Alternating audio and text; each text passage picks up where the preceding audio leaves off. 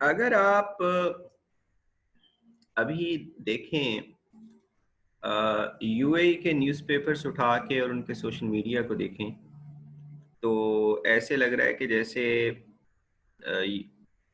आपको लगेगा कि यूएई ने बड़ी कुर्बानी दी है मुसलमानों के लिए इसराइल को एक्सेप्ट करके।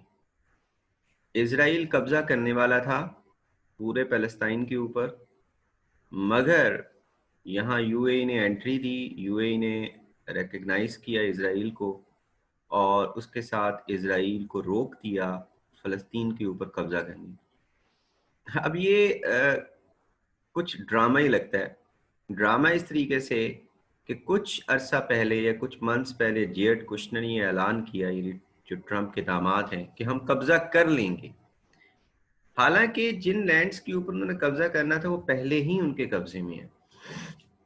वहां पे ज्यूइश सेटलमेंट्स बनी हुई हैं वेस्ट बैंक के इलाके में, जो फ़लस्तीन का इलाका है, और उन जो सेटलमेंट्स हैं, ऑस्लो अकॉर्ड जो 1993 में हुआ था उसके मुताबिक उन सेटलमेंट्स के ऊपर फ़लस्तीनी अथॉरिटी का कोई कंट्रोल नहीं होगा। तभी ये ऐलान कर दिया गया था कि जहां जहां इसराइली बाशिंदे रहेंगे फ़लस्तीन के अंदर, उसके ऊपर सॉवरेनिटी नहीं होगी फ़लस्तीन की। फ़लस्तीनी पुलिस उन लोगों को अरेस्ट नहीं कर सकेगी, उन लोगों के ऊपर फ़लस्तीनी लॉस नहीं इम्प्लीमेंट। यानी इसका मतलब ये है कि वो पहले ही इसराइल के कंट्रोल में थे।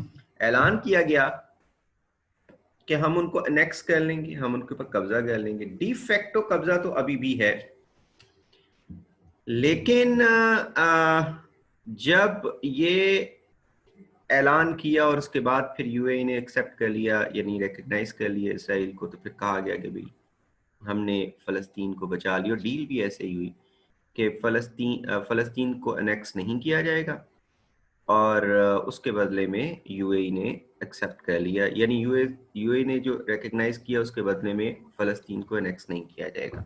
ऐसे लगता है कि पहले से ही, जैसे हम हम कहें जी हम कश्मीर के ऊपर कब्जा करने वाले हैं, कुछ अरसा बाद हम आज़ाद कश्मीर को अनेक्स करने वाले हैं अपने अंदर, यानी जिसमें तिब्बत बल्तिस्तान आ जाता है या फिर आज़ाद कश्मीर का थोड़ा सा टुकड़ा जो आता है, हम इसको पाकिस्तान में शामिल कर लेंगे अगर इंडिया ने हमारी फलानी शर्त ना मानी। और इंडिया अचानक आ जाता है, वो कहता है जी नहीं, आप कब्जा ना आज़ाद कश्मीर के ऊपर करो, हम आपको जो है वो फलानी शर्त मान लेते हैं, उसके बदले में आप हमारे साथ रिलेशंस कायम कर लो। मतलब वो थोड़ा सा ड्रामा पहले करना होता है ना। और आज़ाद कश्मीर पे डी फैक्टो कब्जा तो पाकिस्तान का है। वो ठीक है, आज़ाद कश्मीर की गवर्नमेंट अलहदा से चल रही है, उसको आज़ाद कश्मीर भी कहते हैं, उनकी अलहदा से असम्बली भी है, प्राइम मिनिस्टर भी है, उनका प्रेसिडेंट भी है। फौज तो पाकिस्तान की है वहां पे बैठी हुई, आज़ाद कश्मीर की अपनी फौज तो नहीं है। तो इसराइल ने कहा कि हम अनेक्स कर रहे हैं, हालांकि डी फैक्टो कब्जा अभी भी उनका ही है उन सेटलमेंट्स के ऊपर, वहां पे फलस्तीनी अथॉरिटी या उनका लॉ नहीं चलता। तो उसके बाद यूएई ने रिकग्नाइज कर लिया, लेकिन ये हुब्बे अली नहीं है, बल्कि बुग़्ज़ मुआविया में। ऐसा नहीं है कि ये कोई इसराइल की मोहब्बत में उन्होंने किया है या फ़लस्तीन की मोहब्बत में उन्होंने किया है, बल्कि बुग़्ज़ ईरान में किया है। दोनों के इंटरेस्ट। और एक इम्पॉर्टेंट चीज़ याद रखें कि ये जो इंटरनेशनल रिलेशंस है ना, ये जो पॉलिटिकल रिलेशंस हैं, हम जरा थोड़े से ज़्यादा वो हो जाती हैं सेंटिमेंटल। पाकिस्तानी कौम है थोड़ी सी इमोशनल, तो हमारी इमोशनलिज्म तो खिलाफत मूवमेंट से ही पता चल गई थी। खिलाफत मूवमेंट को देखते हुए ही दुनिया के बड़े बड़े ऑथर्स ने लिखा है कि यार कैसी कौम है, इंतहाई रोमांटिक किस्म की कौम है। मतलब they try to romanticise everything, और उस रोमांटिसिज्म में भी अपने इंटरेस्ट्स का भी बेड़ा गर्क कर लेते हैं। तो अगर खिलाफत मूवमेंट को आप पढ़ो या सुनो तो आपको लगेगा कि आपने हमने अपना बेड़ा गर्क किया है उसमें। तो हमें एक ऐसी कौम समझा जाता है कि जो रियलिस्टिक नहीं है, मगर दुनिया ऐसे ही काम करती है, रियलिस्टिकली आगे चलती है, रियल पॉलिटिक्स को आगे रखती है। और हमेशा रिलेशंस जो हैं वो पर्सनालिटीज के ऊपर या आइडियोलॉजी के ऊपर बेस नहीं करती हैं. Relations are based upon are determined by the convergence and divergence of interests. They are not determined by personalities or ideology. कि इसराइल की आइडियोलॉजी डिफरेंट है हमारी. अब पाकिस्तान कहता रहे जितनी दफा भी उसने कहना है कि हमारी आइडियोलॉजी इंडिया की आइडियोलॉजी से डिफरेंट, इसलिए हमारे रिलेशंस नहीं है उसके साथ. हमारी आइडियोलॉजी मुसलमान आइडियोलॉजी, इस्लामिक आइडियोलॉजी, इंडिया की आइडियोलॉजी, हिंदू आइडियोलॉजी. झूठ. हिंदू आइडियोलॉजी के साथ तो हम सदियों से रहते रहे हैं, बल्कि कितने हजार साल हमने उनके ऊपर हुकूमत भी की है. और इंतहाई बेहतरीन रिलेशंस रिलेशंस तो खराब हुए हैं जब ब्रिटिश आए और उन्होंने डिवाइड किया हमें और रूल किया हमारे ऊपर.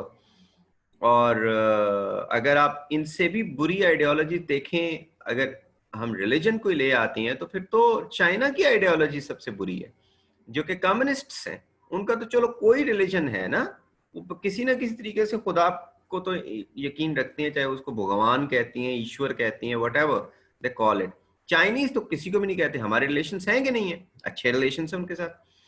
फिर उसके बाद हम कहते हैं कि कश्मीरियों पे, मुसलमानों पे जुल्म करने थे. चाइना कम कर रहा है. चाइना तो सारी की सारी जो चूगोर मुस्लिम पॉपुलेशन उसको कॉन्सेंट्रेशन कैंप्स में धकेला हुआ है. तो रीजन क्या है हमारे उनके साथ ताल्लुकात अच्छे? क्योंकि हमारे इंटरेस्ट्स मिलते हैं उनके साथ. सिंपल चीज ये है कि real politics that dominates the international arena. If somebody says or talks about morality and ideology, morality always takes the back seat when it comes to international affairs. morality कोई नहीं होती है. उसने कहा था, क्या नाम है उसका, जो मैकेवली था, इधर वो क्रुसेज से फारिग हुए थे और मैकेवली ने कहना शुरू कर दिया था कि भाई अपनी हुकूमत बचाओ. आप प्रिंस को अपनी हुकूमत बचानी चाहिए. ये जो चक्कर चलाए हुए हैं ना मोरालिटी के, कभी मॉरल ग्राउंड्स के ऊपर हम हमला करेंगे मुसलमानों की जमीनों के ऊपर. आपको इंपॉर्टेंट चीज ये है कि आपको अपने सेल्फिश इंटरेस्ट्स को सबसे पहले परसू करना है और वो अपनों के खिलाफ करना है. तो बिल्कुल ऐसे किया. यूएई ने रिकग्नाइज किया उसके इंटरेस्ट हैं. यूएई में जाके देख लें, वहां पर वो आधा यूरोप है. वो स्पेस में जाना चाहता है, उसकी स्पेस टेक्नोलॉजी में बहुत आगे जाना चाहिए चाहता है. और जूश कम्युनिटी जो है इस वक्त स्पेस टेक्नोलॉजी में बहुत आगे है. आपकी 85% जो टोटल इन्वेंशंस होती हैं और डिस्कवरीज होती हैं वाशिंगटन न्यूयॉर्क में जो रिकॉर्ड होती हैं, 85% आर कंट्रीब्यूट बाय जूस. उनका माइंड है वो, उनकी पॉलिसी मेकिंग में अच्छा खासा इन्फ्लुएंस है अमेरिका की. तो वो दुनिया की इकोनॉमी इस वक्त चला रहे हैं और मल्टीनेशनल कंपनीज के ऊपर उनका कब्जा है. तो ज्यूस बड़ी पावर है पूरी दुनिया में. अब वो कहते हैं कि अच्छा हम इतनी बड़ी पावर है तो छोटा सा लैंड भी नहीं ले सकते हैं इनका. ये कहाँ की बात हुई? क्योंकि जो आपकी पावर है वही सबसे इंपॉर्टेंट डिटर्मिनेंट फैक्टर है कि आप कैसे खेलते हो. तो दे आर वेरी पावरफुल. तो दे अब दूसरी तरफ जो एक तो ईरान के खिलाफ हो गया, अब सऊदी अरेबिया जो है खामोश है. बहुत सारे बॉट्स सोशल मीडिया के ऊपर जो फेक पेजेस होती हैं और फेक मुख्तलिफ किस्म की आइडेंटिटीज, उससे मैसेजेस ऐसे जो है स्प्रेड किया जाता है. उस बॉट्स के जरिए से यूएई के इस कदम को दबे दबे लहजों में तारीफ की गई है और कहा गया जी रियल पॉलिटिक्स है. when you cannot defeat another country in open conflict. Israel was not defeated by the Arab countries when even they put all the forces together in 1948, 1967, and 1973. There were three wars, and in these three wars, Israel defeated their opponents black and blue. And not only this, but they annexed further the land. Whatever land was granted by the UNO to them in 1947, they have a next more than that. उन्होंने कहा था कि 55% land आपके पास रहेगी। इस वक्त उनके पास अच्छी खासी लैंड है, ऑलमोस्ट 80% 85% लैंड उनके पास डी फैक्टो कब्जा है उनके ऊपर, चाहे वो सेटलमेंट्स के जरिए से हो, चाहे उन्होंने वैसे वॉर्स के जरिए से उसको कब्जा किया। तो अब सऊदी अरेबिया भी ज़ाहिर है। अच्छा, एक और भी बात है, एक बड़ी इंपॉर्टेंट बात आपको बताऊं। दाइश जो है, दाइश और तालिबान और अलकायदा जैसे ग्रुप्स क्यों इतने पावरफुल हुए हैं?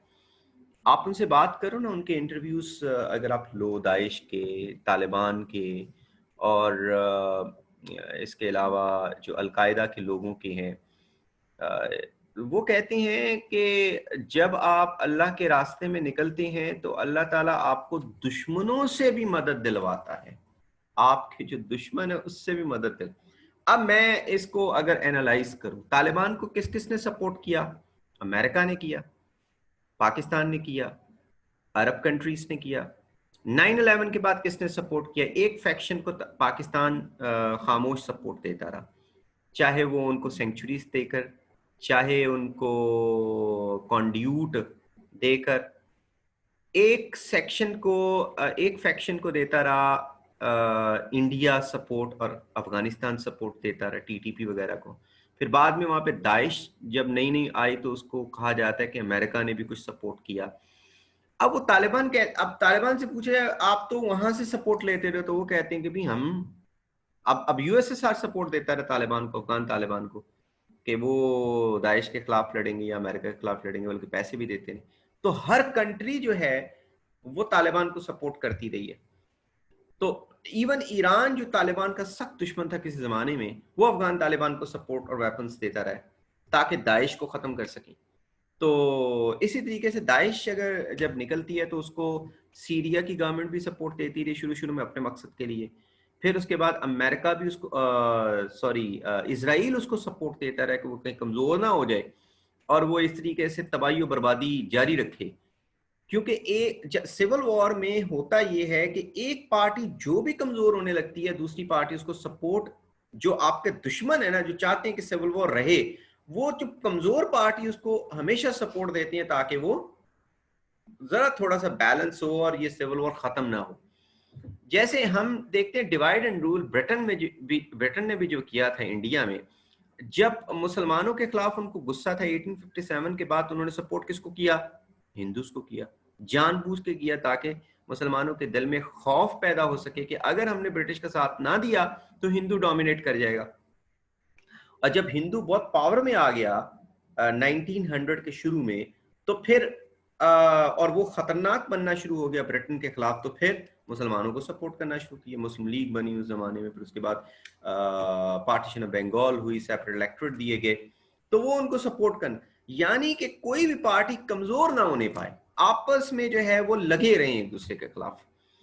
तो इसी तरीके से दाइश को इजराइल भी सपोर्ट करता रहा। दाइश और मुतारिब ग्रुपों को जो कि ईरान के जो रेवोल्यूशनरी गार्ड्स उनके खिलाफ लड़ रही थी, या फिर ईरानियन सपोर्ट मिलिशियस के खिलाफ लड़ती, इजराइल, सऊदी अरेबिया, साथ इस चक्कर में इनका आपस में अच्छा इत्तेहाद हो गया। तो अब सऊदी अरेबिया बस डरता है कि भाई मैं कहीं लीडरशिप अपनी पोजीशन से कहीं मॉरली नीचे ना गिर जाऊं, पूरी की पूरी इस्लामिक वर्ल्ड जो है मुझे छोड़ के तो ईरान को ना लीडर मान ले। अदरवाइज तो वो बड़ा बेचैन है अंदर से। जो है MBS ही कहते हैं, मोहम्मद बिन सलमान तो बहुत ही जो है वो रेस्टलेस है कि किसी तरीके से इसराइल को रिकग्नाइज करो, इसराइल के साथ ताल्लुकात बने। मैंने आपको पीस जो डील ऑफ द सेंचुरी है उस लेक्चर में आपको बताया था कि ये जो दोनों हैं, सऊदी अरेबिया और इजराइल, इनकी आपस में एका है ईरान के खिलाफ, और डील ऑफ द सेंचुरी को कहीं ना कहीं सपोर्ट हासिल है सऊदी अरेबिया की और यूएई की, और उनको, बल्कि मैंने वहां बताया था कहीं ना कहीं नहीं बल्कि वाकई सपोर्ट हासिल है उनको, क्योंकि खामोश बैठे हुए हैं ना और शोर नहीं मचा रहे कि ये क्या कर रहे हैं आप लोग, डील ऑफ द सेंचुरी को खत्म क्यों कर रहे हैं। अब देखो ना, टर्की अब कह रहा है कि भाई मेरा इन यूएई को एक्सेप्ट नहीं करना चाहिए था, हालांकि टर्की के खुद उनके साथ ताल्लुकात हैं। टर्की के ना सिर्फ डिप्लोमेटिक रिलेशंस हैं बल्कि ट्रेड रिलेशंस भी हैं। इसराइल की ठीक ठाक ट्रेड हो रही है टर्की के साथ। अब टर्की जो है वो रेसिप तैयब अर्दोगान कितना बोलता है यूएनओ में जाकर इसराइल के खिलाफ या मुख्तलिफ प्लेटफॉर्म्स के ऊपर जाकर, पता नहीं यूएनओ में बोला कि नहीं बोला, लेकिन मुख्तलिफ प्लेटफॉर्म्स हम सुनते रहते हैं कि रेसिप तैयब अर्दोगान ने इसराइल के खिलाफ ये कह दिया और वो कह दिया और फलान, और इसराइल को कोई फर्क नहीं पड़ता, बोलने बुलाने से उसको कोई फर्क नहीं पड़ता, क्योंकि ट्रेड उनकी जा रही है, टोटल बेनिफिट उनका वो ले रहे हैं अपनी ट्रेड से। क्योंकि टर्की के जो पोर्ट्स हैं वो बेहतरीन पोर्ट्स हैं इस वक्त दुनिया में स्ट्रेटेजिक हिसाब से वो कनेक्ट करते हैं अभी भी पूरी 3 कॉन्टिनेंट्स को, तो उनको फायदा मिल रहा है, इसलिए उनको कोई मसला नहीं, बोल लें, कोई मसला नहीं, बोलते रहे। जैसे मुसलमान नमाजें पढ़ते हैं, हुजरों में बैठे रहते हैं, चिल्लों पे निकल जाते हैं, उनको कोई फर्क, करते रहे। हाँ, सोसाइटी में इस्लाम नाफज करने की बात ना करें, सोसाइटी के अंदर हमारा इकोनॉमिक सिस्टम छेड़ने की बात ना करें, सोसाइटी में हमारा सोशल सिस्टम छेड़ने की बात ना करें। तो सोशल और इकोनॉमिक सिस्टम और पॉलिटिकल सिस्टम, यानी पॉलिटिकल, सोशल और इकोनॉमिक सिस्टम, ये तीनों मिला के, इन तीनों को जब तक नहीं छेड़ेंगे, नमाजें पढ़ें। वो डॉक्टर इसरार साहब कहते हैं ना कि यूरोप में मुसलमान कंट्री से भी बड़ी बड़ी मसाजिद मौजूद है, बड़ी बड़ी, वो कहते हैं बनाओ हुजरे बनाओ, पीर वहां पे जाते हैं, फंड्स जमा करते हैं, बड़े बड़े हुजरे बनाते हैं, फिर मौलवीज जाते हैं वहां पर, इवन जिहादीज जाते रहे हैं वहां पर, मुजाहिदीन जो लीडर्स हैं वो 80s में 90s में जाके फंड्स कलेक्ट करके ले लेके आते रहे हैं। वो कहते हैं कि नमाजें पढ़ें आप, ठीक है, कोई मसला नहीं है, मगर आप इस्लाम को सोसाइटी में इंपोज करने की कोशिश ना, वहां में मसला होगा। तो बस यही प्रॉब्लम है कि इजराइल को कोई फर्क नहीं पड़ता, बोलते रहो, जो मर्जी बोलो, अपना ही मुंह गंदा करोगे ना, तो जितना मर्जी बोलो, वो जब तक उसके इंटरेस्ट्स को डायरेक्ट कोई खतरा नहीं होता तो उस वक्त तो उसके खिलाफ नहीं आएगा। इस वक्त उसके इंटरेस्ट्स को डायरेक्ट जो खतरा है वो ईरान से है। ईरान सपोर्टेड जो मुख्तलिफ ऑर्गेनाइजेशन हैं उससे है, किसी ज़माने में सऊदी अरेबिया से भी था, मुख्तलिफ कंट्रीज से भी था, लेकिन अब सिचुएशन ऐसी निकल आई है कि अब सऊदी अरेबिया और बाकी कंट्रीज जो है वो ईरान को ज़्यादा बड़ा दुश्मन समझती हैं बजाय कि इसराइल के, और दोनों के इंटरेस्ट आपस में हो चुकी हैं। और ईरान भी, ऐसा नहीं कि ईरान कोई बड़ा मासूम है, ईरान भी इस वक्त इसराइल से ज़्यादा अरब कंट्रीज को अपने लिए बड़ा खतरा समझती हैं। ऐसा, और वो इतना कमजोर, वो इस तरीके से इन्वॉल्व हो चुका है इस सिविल वॉर के अंदर कि इसराइल को अभी उसका डायरेक्ट डेंजर नहीं है, लेकिन इनडायरेक्टली ये है कि अभी तक ईरान जो है उन पार्टीज को, जैसे हमास को और हिजबुल्लाह को सपोर्ट कर रहा है, जो कि इसराइल के खिलाफ एक्शन कर सकती हैं आइंदा आने वाले दिनों में, तो उसके ऊपर प्रेशर डालना बहुत जरूरी है। कभी आइंदा आने वाले दिनों में ना सोचना, क्योंकि अब तुम्हारी यहाँ पे कोई हैसियत नहीं रह गई है। तो अच्छा, 1990s में जब यूएसएसआर टूटा था ना, तो यूएसएसआर के टूटने के बाद ही दुनिया एक बात करना शुरू हो गई थी कि दौलत और उसके साथ पावर मिडल ईस्ट में पड़ी हुई है, क्योंकि middle east became the hub of economic activities.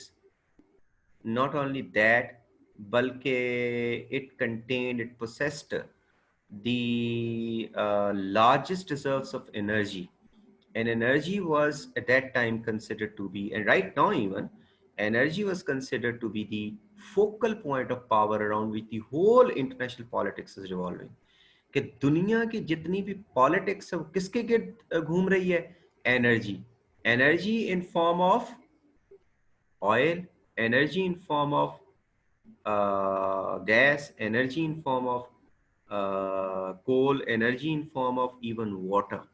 अब जो वाटर है वो ज्यादा प्रोमिनेंट हो जाएगा आहिस्ता आहिस्ता 21st सेंचुरी में, लेकिन एनर्जी जो है रिसोर्सेस, तो ऑयल और गैस रिसोर्सेस कहाँ पड़े थे? Middle east. वो कहते थे इतनी बड़ी पावर है, अगर मिडिल ईस्ट को अपने आप का पता चल जाए अपने पोटेंशियल का, तो ये किसी को टिकने ना दे। लेकिन मिडिल ईस्ट को पोटेंशियल का माँ का सर पता हो, वो आपस के झगड़ों से बाहर नहीं निकलती हैं, ऐसे जो है वो दिमागी तौर पर मफलूज लोग हैं। हमारी बदकिस्मती ये है कि ये जो दो सेक्ट्स बन गए नबी करीम सल्लल्लाहु अलैहि वसल्लम की वफात के बाद, इसने हमें आज तक बड़ा नुकसान पहुंचाया, बहुत ही नुकसान पहुंचाया। और अभी तक हम उन इख्तलाफात को छोड़ने के लिए तैयार नहीं हैं। हालांकि इस वक्त नबी करीम सल्लल्लाहु अलैहि वसल्लम जिंदा होते तो सबसे इम्पोर्टेंट चीज़ उनके लिए ये होती है यूनिटी।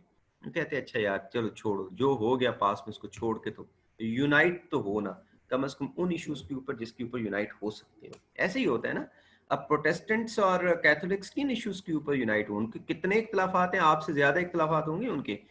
इतने इख्तलाफात हैं कि वो एक दूसरे की शक्ल देखना बर्दाश्त नहीं करते थे, एक दूसरे के चर्च को बर्दाश्त नहीं करते थे, एक दूसरे के प्रोसेशंस को बर्दाश्त नहीं करते होते थे, और प्रोसेशंस निकलने के ऊपर उनकी लड़ाइयां हो रही। लेकिन उन्होंने खत्म कर दी, उन्होंने कहा छोड़ो यार, जो आप अपने तरीके से करो, अगर करते हो, हम अपने तरीके से करते, जो नया आएगा वो खुद ही से इन्वेस्टिगेट करके जहां पे जाना चाहता है चले जाएंगे। इन चीजों को छोड़े, पॉलिटिकल यूनिटी लेके आते हैं अपने अंदर। तो फिर उसके बाद तरक्की की, पॉलिटिकल राइज तो उनका उसके वक्त ही हुआ था जब वेस्टफालियन ट्रीटी 1648 में हुई थी कि यार यूनाइट हो जाओ, मारो गोली, जो आपके झगड़े हैं उसको खत्म करो।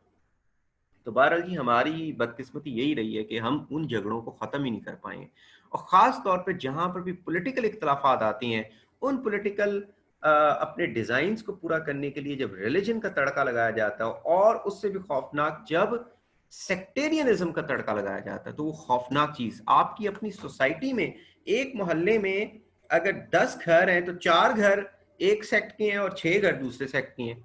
अगर इसका तड़का लगाया गया तो आपकी तो गली मोहल्ले में लड़ाइयां स्टार्ट हो जाएंगी। ये तो बड़े खौफनाक सी चीज हो जाएगी। तो ये रौले हैं जी, इस वजह से यूएई ने एक्सेप्ट किया। यूएई के अपने इंटरेस्ट्स हैं, और अगर उसने अपने इंटरेस्ट को परसू करने के लिए इसराइल को रिकग्नाइज किया है, एक्सेप्ट किया है, तो ठीक है। इंटरनेशनल पॉलिटिक्स में ऐसा होता है, हर बंदा अपने इंटरेस्ट को परसू करता है, दूसरे को तो नहीं कर सकता। उनको पता है कि इसराइल को, सारे अरब वर्ल्ड को, इवन पाकिस्तान को भी पता है कि हम इसराइल को डिफीट नहीं कर सकती हैं। इवन उसने कहा था, ये कोई मायूसी की बात नहीं है इस वक्त तो, कम से कम जब तक हमारे में यूनिटी नहीं होती है, सिर्फ एक यूनिटी हो जाए मिडल ईस्ट में और हम सब में, तो मेरा ख्याल है कि हम इसराइल को भी डिफीट कर सकते हैं। नंबर 2, जब तक हम अपने इंटरनल मैटर्स को सीधा नहीं करते हैं। थ्यूसिडाइड्स ने कहा था कि सबसे इंपॉर्टेंट चीज आपकी पावर बिल्ड करने में, आपकी डोमेस्टिक जो स्टेबिलिटी है, और डोमेस्टिकली अपने आप को बिल्ड करो, अंदर से अपने आप को, अपनी इकोनॉमी को, अपनी ह्यूमन इंडेक्स को, अपनी पॉलिटिक्स को। सबसे पहले एक स्टेट अंदर से डेवलप करती है, फिर वो पावर में आती है, फिर वो बैलेंस पैदा करती है दूसरी पावर के साथ। नंबर 2, और फिर उसके बाद आप दूसरे के साथ अलायंस में जाके अपनी पावर को डेवलप। ये दो तरीके हैं। एक तरीका ये है कि अपने आप को अंदर, लेकिन अगर आप अपने आप को पावरफुल बनाए बगैर अलायंस में चले जाए तो फिर आप क्लाइंट स्टेट बन जाती हो, आप छोटी स्टेट बन जाते हो, डिपेंड करना शुरू कर देते हो, और जिसके साथ अलायंस बनाते हो वही आपके लिए वायरस बन जाता है बाद में, क्योंकि वो फिर आपसे अपनी फॉरेन पॉलिसी ऑब्जेक्टिव्स या अपनी फॉरेन पॉलिसी गाइडलाइंस को मनवाना शुरू कर देता है। तो थ्यूसिडाइड्स कहते हैं दो इंपॉर्टेंट चीजें हैं बैलेंस पैदा करने के लिए दूसरी पावरफुल स्टेट के खिलाफ। नंबर 1, अपने आप को डोमेस्टिकली पावरफुल करें, और नंबर 2, आप अलायंसेस में जाएं दूसरी कंट्रीज के। दो चीजें हैं। तो अगर हमने अपने आप को पावरफुल बनाना है तो डोमेस्टिकली, यानी इंटरनली अपने आप को मजबूत करना पड़ेगा, चाहे वो इकोनॉमिकली हो, चाहे वो एजुकेशनली हो, चाहे वो सोशली हो, चाहे वो पॉलिटिकली हो, और फिर उसके बाद आप अलायंसेस में जाए। और सबसे इंपॉर्टेंट चीज होती है, अगर आपके अलायंसेस बनते हैं तो वो नेबर्स के साथ बनते हैं, तो नेबर्स जब आपस में लड़ेंगे तो बहुत ज्यादा नुकसान होगा, फिर आप इसराइल का मुकाबला कर सकते हो। जब अनवर सादात ने 1978 में, हाँ, 1978 में अनवर सादात जो इजिप्ट के प्रेसिडेंट थे, उन्होंने अकॉर्ड, जो कैंप डेविड अकॉर्ड है, उनको साइन किया था। फिर उसके बाद 1979 में उसको 1979 में उसको फाइनलाइज किया था। तो उस वक्त करते उन्होंने कहा था कि I can fight Israel but can not fight America. इस वक्त दुनिया की सबसे बड़ी पावर जो है वो इसराइल के साथ खड़ी हुई है, और वो जो दुनिया की पावर है उसके आप ना मिसाइलों का मुकाबला कर सकती हैं ना ही उसका, वो तो सेल्फ डिस्ट्रक्शन उसके साथ मुकाबला करना। तो रियलिस्टिकली उन्हें सोचा कि ठीक, और फिर उसके बाद यूएई के अमेरिका के साथ, अब मसला मुसलमानों की मुसीबत वाला क्या है, मुसलमान कहते हैं अच्छा इजराइल तो दुश्मन है लेकिन अमेरिका दुश्मन नहीं है। अब कौन सी कंट्री है मुसलमानों की जिसके अमेरिका के साथ रिलेशंस ना हो, या वो अमेरिकन पॉलिसी गाइडलाइंस के मुताबिक अमल नहीं करता है? पाकिस्तान समेत सारी करती हैं। और किसको नहीं पता है कि अमेरिका ही इजराइल को जो है वो सपोर्ट करता है, और इजराइल अमेरिका है और अमेरिका इजराइल है, आप ये समझ लो। तो अगर इसराइल को डिफीट करना और इसराइल को खत्म करना है तो ये जो कॉलोनियल पावर है, जो न्यू कॉलोनियल पावर है अमेरिका, उसको हमें भी हमें हमें रिलेशनशिप नहीं रखनी चाहिए। तो जाहिर है अनवर सादात ने कहा था कि भाई हम अमेरिका से मुकाबला नहीं कर सकते हैं। इसका मतलब है कि इसराइल के साथ मुकाबला करने का मतलब अमेरिका से मुकाबला करना। आपके ज्यूइश कम्युनिटी जो है वहाँ पे बैठी हुई है। तो ये रीजंस हैं, यूएई ने एक्सेप्ट किया है, रिकग्नाइज किया है। बड़ी जल्दी ही अरब कंट्रीज बाकी भी रिकग्नाइज करना शुरू कर देंगी, और इसमें सऊदी अरेबिया, अगर सऊदी अरेबिया ने कर दिया तो फिर आप समझिए कि पाकिस्तान भी करेगा। क्योंकि पाकिस्तान को क्या लगे कि बहुत ये डिबेट होती रही है, हर 10 साल के बाद डिबेट उठती है कि पाकिस्तान को एक्सेप्ट करना चाहिए कि नहीं करना चाहिए। तो आप समझें कि पाकिस्तान भी एक्सेप्ट करने के लिए तैयार बैठा हुआ है। हमारे भी बहुत सारे कल्चरल एक्सचेंजेस तो नहीं, वो तो हम समझें कि बैकडोर चैनल हमारी भी डिप्लोमेसी चलती रहती है। और ख़ास तौर पे पाकिस्तान जो है ये कन्वे करता रहता है बैकडोर डिप्लोमेसी के ज़रिए से कि भाई इंडिया के साथ आप मिलके पाकिस्तान को नुकसान ना पहुंचाना। ठीक है, आप इंडिया के साथ ताल्लुकात अच्छी हैं आपके, आप उनको सपोर्ट कर रहे हो, मगर आपकी मेहरबानी है आप हमारे साथ, क्योंकि हम आपके साथ कोई दुश्मनी नहीं रखते हैं, हम कोई एक्टिव दुश्मन तो है नहीं है। तो इसराइल भी ये कन्वे कर चुका, 1990s में इसराइल ने ये कन्वे किया था पाकिस्तान को कि हमारे अपने बड़े इश्यूज हैं, हम पाकिस्तान के खिलाफ नहीं हैं। यानी कि इसका मतलब ये है कि इंडिया को हम, ठीक है हमारे ताल्लुकात हैं, इकोनॉमिक हैं, डिप्लोमेटिक हैं, लेकिन जहां तक पाकिस्तान की बात है हम इंडिया के साथ नहीं शामिल होंगे। क्योंकि 1980s में एक दफ़ा शोर मचा था कि इसराइल और इंडिया दोनों मिलकर पाकिस्तान के इकोनॉमिक प्रोग्राम को ख़त्म करना चाहते हैं, और एक अदम मनसूबा भी बनाया जो कि नाकाम हो गया। तो पाकिस्तान भी तैयार बैठा होगा जी। आप देखिएगा, ये जो आपके जो इलीट क्लास इस वक्त अशराफियाँ हैं, ये कोई इतने मासूम लोग नहीं हैं। इनके अभी भी जो है कभी जनेवा में, कभी वाशिंगटन में, कभी न्यूयॉर्क में, कभी वियना में इनके मुलाकातें होती हैं इजरायली डिप्लोमेट्स के साथ, और उनको कन्वे करती हैं अपनी चीज़ों को। क्योंकि अगर आपने अमेरिका के ऊपर प्रेशर डालना है तो फिर आप इसराइल को खुश करना होता है आपको। और इसी तरीके से जूइश लॉबी, क्योंकि और ख़ास तौर पे इजरायली लॉबी बड़ी मजबूत है वहाँ पे अमेरिका में, वो उनकी पॉलिसी मेकिंग के ऊपर इन्फ्लुएंस कर सकती है। जिस तरीके से 1917 में ब्रिटेन ने बाल्फर डेक्लेरेशन जो है साइन किया था, और उससे पहले ये इंडिया भी दिया था कि हम ज्यूस को लैंड देंगे पैलेस्टाइन में, सिर्फ अमेरिका को खुश करने के लिए कि अमेरिका किसी तरीके से वॉर में आ जाए। और ज्यूस को ये उन्होंने मैसेज भी भेजा था कि आप अमेरिका को वॉर में ले आए, हम आपको पैलेस्टाइन की का प्रॉमिस कर देंगे। क्योंकि उस वक्त भी अमेरिका की पॉलिसी के ऊपर उनका होता था इन्फ्लुएंस। तो उसके बाद तो फिर और ज्यादा हो गया ना, 1945 के बाद तो बहुत ज्यादा हो गया। क्योंकि वो जो माइग्रेशन हुई पूरे यूरोप से, जब नाजीज ने इनके ऊपर जुल्म किया तो फिर वो भाग के बहुत सारे अमेरिका भी चले गए। तो लेकिन इससे पहले भी ज्यूस का अच्छा खासा असर था अमेरिका के ऊपर। तो आप अमेरिका को खुश करने के लिए इसराइल को खुश करना ज़रूरी है। आपको अगर जो है वो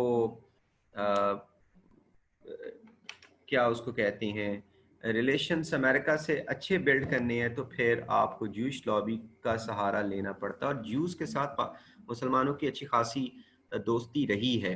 जब क्रिश्चियंस हमारे कॉमन एनिमीज होते थे दोनों के, यूरोप में जब यूरोप में रेड्स मुसलमानों ने करनी शुरू कर दी, एक तरफ ऑटोमन्स ईस्टर्न यूरोप से रेड कर रहे थे और वेस्टर्न यूरोप से जो है वो बनु उमैया, सबसे पहले तो बनु उमैया ने स्टार्ट किया, फिर बनु उमैया के बाद फिर ऑटोमन्स ने वहां से स्टार्ट किया ईस्ट से ईस्टर्न यूरोप की तरफ।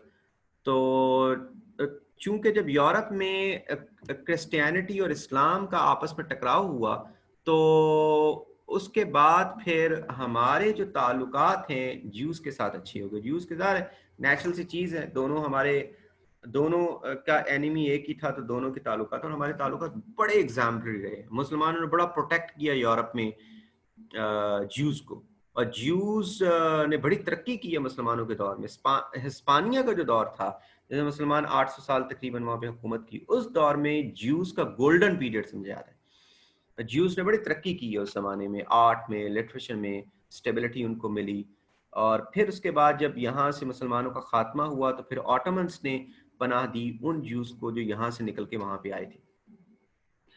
तो ऐसा नहीं है कि ज्यूस के साथ हमारा कोई ताल्लुक नहीं रहा, ज्यूस के साथ बड़ा पुराना ताल्लुक रहा है, और हमने बड़े 100 साल आपस में इकट्ठे मिलके, तो यूरोप ने क्रिश्चियनिटी, लेकिन अब चूंकि हम पे जवाल है, तो जवाल में अब यूरोप आ गया ईस्ट में, यानी हमारे इलाकों में। तो यहाँ आने के बाद जो क्रिश्चियंस हैं और ज्यूज, उनका आपस में मिलाप हो गया।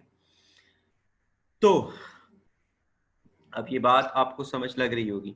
दूसरी तरफ एक और भी रीजन है, ट्रंप अपने वोटर्स को भी खुश करना चाह रहा है। अगर ये डील हुई है, उसके बाद ट्रंप के पास एक बहुत जबरदस्त स्लोगन है, जो इलेक्शन स्लोगन होता है कि इजराइल का क्याम जो है और ज्यूस की प्रेजेंस वो उनके उनके एंसेस्ट्रल लैंड के ऊपर। क्रिश्चियंस में एक सेक्ट है, मैंने आपको पहले बताया दो मेन मेन सेक्ट्स हैं। एक है प्रोटेस्टेंट, एक एक सेक्ट है प्रोटेस्टेंट का, आगे एक सब सेक्ट है एवेंजेलिक। वो एवेंजेलिक जो सेक्ट है वो अमेरिका में पॉपुलर हुआ बुश एडमिनिस्ट्रेशन के बाद, और कहा जाता है कि एवेंजेलिक जो क्रिश्चियन सेक्ट है, वो ही एक प्रोमिनेंट पुश था बुश के लिए कि वो 9/11 के इंसिडेंट के बाद इस्लामिक जो वर्ल्ड है उसके ऊपर अटैक्स करे। एवेंजलिज्म जो है वो ज्यूस के साथ एक जो है वो कॉमनैलिटी है। वो समझते हैं, ज्यूस समझते हैं कि मसाया नहीं आएगा जब तक के मस्जिद अक्सा गिरा ना दी जाए, या मस्जिद अक्सा के ऊपर कब्जा ना हो जाए ज्यूज का, उस वक्त तक मसाया नहीं आएगा। मस्जिद अक्सा के पास एक छोटी सी हिल है, माउंट माउंट टेम्पल, यानी कि वहां पे एक टेम्पल बना हुआ था। वो समझते हैं कि यहाँ पे एक टेम्पल था, और उस टेम्पल का नाम हम कहते हैं हैकले सुलेमानी, और वो कहते हैं माउंट टेम्पल। कहा जाता है कि हजरत सुलेमान अलैहिस्सलाम ने जिन्नों के साथ उसको वहां पे बनाया था। और उसी टेम्पल के ऊपर जब क्रिश्चियंस ने क्रुसेड्स में कब्जा किया था पैलेस्टाइन का, और यहाँ पे वो रहे थे कुछ तकरीबन हाफ अ सेंचुरी, उसके बाद सलाउद्दीन अयूबी ने उनको वहां से निकाल दिया था। उस वक्त उस टेम्पल के ऊपर कला बनाया था, और वहां पर उन्होंने अपने क्रिश्चियंस को वो करना शुरू कर दिया था, ट्रेन, उनको कहते थे टेम्पलर्स। तो टेम्पल में बनाया था, तो टेम्पलर्स उनको कहते थे, नाइट टेम्पलर्स उनको बोलते थे। जो आप अभी अर्तुरुल में देखते हो, तो नाइट टेम्पलर्स वो थे। तो वो टेम्पल बहुत इंपॉर्टेंट है। ज्यूस कहते हैं वहां पर जब तक टेम्पल नहीं बनेगा दोबारा से, उनका जो मक्का मदीना है वही उनके लिए सबसे सेक्रेड प्लेस है, तो वो जब तक नहीं बनेगा मसाया नहीं आएगा, हजरत जो मसीहा है वो नहीं आएगा। इसी तरीके से एवेंजेलिक्स भी कहते हैं कि जब तक मस्जिद अक्सा के ऊपर ज्यूस का कब्जा नहीं होगा, और माउंट वो जो वो यही जो क्या उसको कहते हैं, उनका फेथ है जो ज्यूस का है, कि जब तक माउंट टेम्पल नहीं बनेगा वहां पर हजरत ईसा अलैहिस्सलाम, यानी second coming of Jesus Christ peace be, वो मसाया उसको बोलते हैं कि सेकंड कमिंग ऑफ, नहीं सेकंड कमिंग तो हम कहते हैं, वो भी कहते हैं कि हजरत ईसा अलैहिस्सलाम जो है वो वापस आएंगे, सेकंड कमिंग है उनकी। तो हम भी समझते हैं कि मस्जिद अक्सा के मीनार के ऊपर जो है हजरत ईसा अलैहिस्सलाम आएंगे विच इज सेकंड कमिंग। तो जो मसीहा का ये दोनों इंतजार कर रही हैं, ये समझते हैं कि जब तक उस मस्जिद अक्सा पे कब्जा नहीं होगा वो नीचे नहीं आएगा। इसलिए एवेंजलिक्स और जो जूस हैं उनका फेथ यहाँ पे एक हो जाता है। जूस एवेंजलिक्स को सपोर्ट करते हैं, एवेंजलिक्स जूस को सपोर्ट करते हैं, और अमेरिका में इनका अच्छा खासा इत्तेहाद है। और एवेंजलिक अच्छी खासी तादाद में वोटर बेस बनती है ट्रंप की। तो ट्रंप एक इंडिया देना चाह रहे हैं कि देखें जी, इसराइल को हमने मजबूत कर लिया, अब तो अरब कंट्रीज भी आहिस्ता आहिस्ता आ रही हैं और इसराइल को रिकॉग्नाइज कर रही हैं। इसराइल के खिलाफ कोई भी ताकत यहाँ पे नहीं रहेगी। तो वो जो एवेंजलिक ड्रीम है कि वो मसाया आए, वो पूरा हो जाएगा। और वो ट्रंप ही है जिसने उसको पूरा किया, उसकी बेसिस के ऊपर वो उनसे वोट मांगेगा। ठीक है जी। तो ये मेरा ख्याल है कि अब इतना ही काफी है। हमने आज सिर्फ यूएई डिस्कस किया है, लेकिन आप मुझे बताएं कि अब वो लेक्चर से वो खत्म हो